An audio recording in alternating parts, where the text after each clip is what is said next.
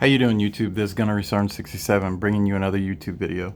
Today's YouTube video is going to be about more economic pain. My take on the coming collapse, episode 3. Alright, YouTube. I just put out one video yesterday. I'm jumping back up here and putting out another because we get a lot of stuff to talk about. A lot of stuff is happening, and it's happening more frequently. First thing that we're going to go ahead and talk about is the banking crisis. So far, we've seen 3 banks fail.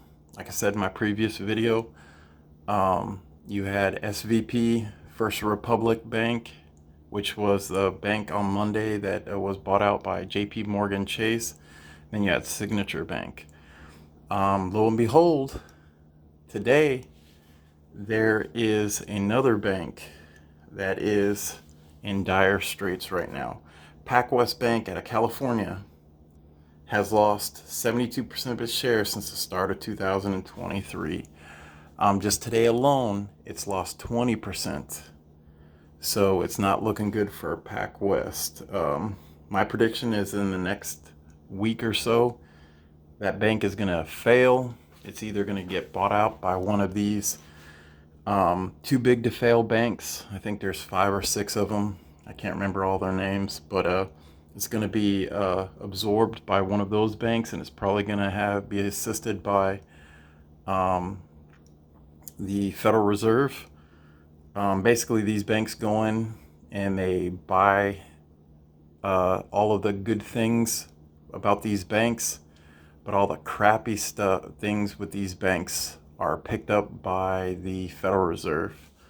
So just like with First Republic Bank, JP Morgan Chase paid like 10 cents on the dollar, absorbed all of First Republic Bank, but the Federal Reserve came in and they had to take all of the crappy portions of the bank, which came to the total of $13 billion.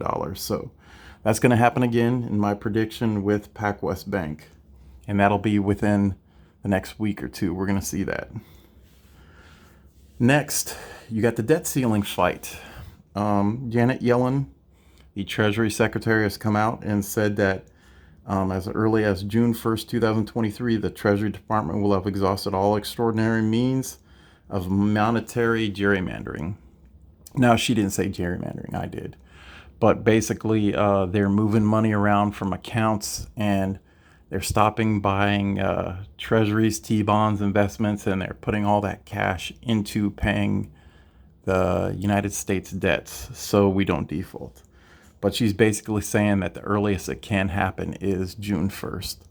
If that date comes and goes without Congress raising the debt ceiling, the United States will officially default. And that's going to be a bad day.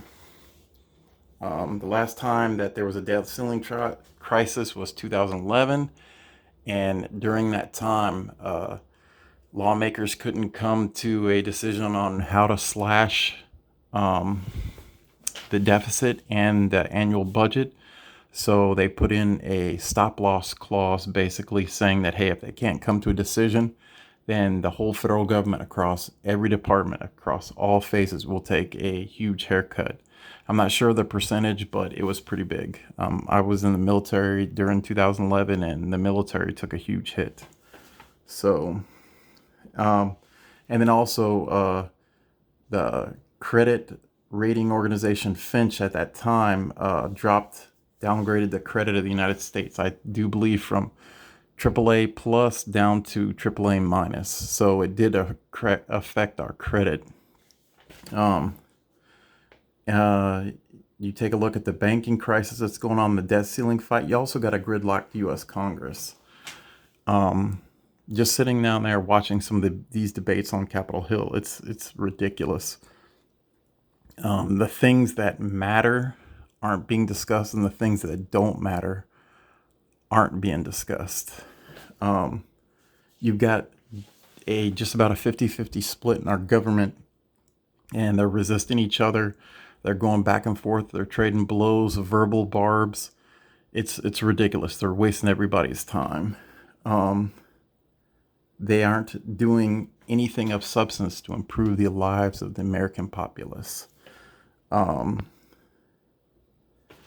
in addition to that, you also got 87,000 IRS agents that are going to be getting hired here in the next couple of years. I do believe it's incrementally, but those 87,000 IRS agents are going to be utilized to extract wealth from the average American. I know that the current administration said it's to go after tax cheats, but I think that's bullcrap. It is to come after me and you. It is to audit us at every turn. It is to extract wealth, to continue to enrich themselves. In addition to that, you've also got President Biden that he put out an executive order basically saying that all of us Americans that have good credit, that when we go to get a home loan for a new mortgage, we're going to be paying a little bit of extra money to subsidize the Americans that have made poor choices and have bad credit. Yeah, I think that is very, very bad decision, because what's going to happen is you're going to have Americans like myself. I have a house, a nice small house near the beach. I do love it. But if I go and decide, hey, I want to go get another home, number one, I'm not going to go ahead be able to get a interest rate at near 3% anymore. Now it's, even with good credit, you're talking about 5.75%, or even 6 for a new mortgage. And on top of that, you are going to have to pay a little bit extra a month, about $40, $50, depending on what your credit score is at, to subsidize Americans that have made bad choices.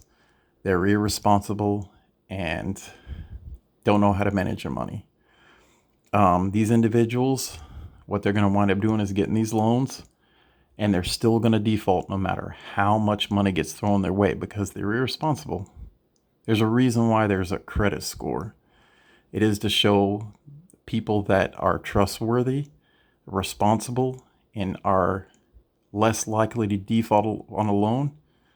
Hey, these people get a higher score. These people can borrow money. These people have a lower score because they borrow money and they don't pay it back. It's pretty simple. And it's just going to wind up having a rash of defaults in the future. So I think that's a very poor decision on the administration's part. Also, you have the banking crisis, the debt ceiling fight, the gridlock Congress. You also got the immigration issue. In the first quarter of 2023, you had over 1 million illegal immigrants try to cross the border illegally that were caught. And on top of that, the current administration has estimated that there has been over 600,000 gotaways. So I'm not quite sure how they get that number. I'm sure they have some type of formula. But if all of those numbers are true, over the past first quarter, so you have from October all the way to January, 1.6 million illegal immigrants has crossed the border into the United States. That's ridiculous, and that is terrible. How many terrorists have crossed the border in that meantime? I do believe that they said that 13 terrorists on the 100 most wanted list was caught trying to cross the Mexican-U.S. border. And on top of that, you still have COVID that's there. You've got other diseases. You've got human smuggling. You've got drug trafficking, all of that stuff. It's just out of control at the border. And also, on May 11th of this year, Title 42 ends. And Title 42 was basically the COVID area immigration control measure to help stop the cross-border spread of COVID. That's ending. So now you literally have all these illegal immigrants camping out right near the border, waiting for May 11th to come so they can flood across the border. And the Biden administration knows this. So they know it's going to be a complete catastrophe. So they've tried to get out in front of it, and they have ordered 1,500 active duty military personnel to go aid Border Patrol. So that is going to be another nightmare. So we got the banking crisis, the debt ceiling fight, gridlocked U.S. Congress, the immigration issue, and the good news keeps coming. We have all of the things still going with Ukraine and Russia. Ukraine and Russia conflict. As of April 4th of 2023, the United States has given Ukraine over $78 billion. The federal government, the U.S. federal government, will give another country $78 billion, but yet we can't sit down there and have our own federal government fund an important department like the VA, or they can't sit down there and utilize programs to aid drug addiction, or to attempt to try to get mental health issues with homeless individuals sorted out. They would rather spend that money on a war that has nothing to do with us, in a region that has nothing to do with us, and the countries in that area are hardly doing anything to provide their own security and well-being. It blows my mind. And lastly, and I think this is actually very, very underreported, but you've got the BRICS summit in August of 2023 that's going to be going on. And the BRICS summit is going to be sneaky important. And the reason being is because the BRICS summit is going to be in Cape Town, South Africa, in, I do believe, mid-August. And in that time, the BRICS, they're going to probably announce the expansion of the BRICS alliances with 19 other countries. And 5 of those 19 countries are Arab countries. You've got Saudi Arabia, you got UAE, you got Algeria, Egypt, and Bahrain. And on top of that, in addition to the announcing of the expansion of BRICS with those 19 countries, you've also got the BRICS summit announcing that they are going to probably roll out a BRICS currency that's meant to provide a global alternative to the US dollar. Now, with all of these things going on, including the BRICS summit, it can be just a coming to an end of climactic events. And the BRICS summit could just be the Hershey Kisses on top of a chocolate cake. They could come out, and Saudi Arabia could make an announcement saying, hey, we are going to go ahead and take other currencies for the trade of oil, which would basically drop the petrodollar. And then you could also have BRICS as a whole come out and say, hey, we've got an alternative to the US dollar. We're tired of Western superiority, and our currency will be backed by gold, silver, rare earth metals, oil, or a basket of those. And I'm pretty sure if they do that, we would lose the world reserve currency, and we would lose the petrodollar status, which would force all of these dollars that are held by foreign governments and central banks around the world rushing back to the United States, which would cause massive hyperinflation. So, with all of this coming to a head, how are we going to go ahead and ensure that our families and ourselves are taken care of? Well, you got to make sure you have a way to protect yourself. Your choice of personal protective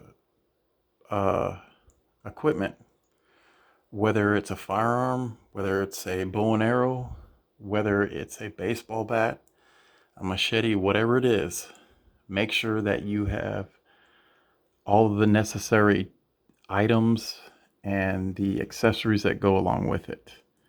I've got my trusty AR-15 right here. I've got plenty of ammo to go along with it.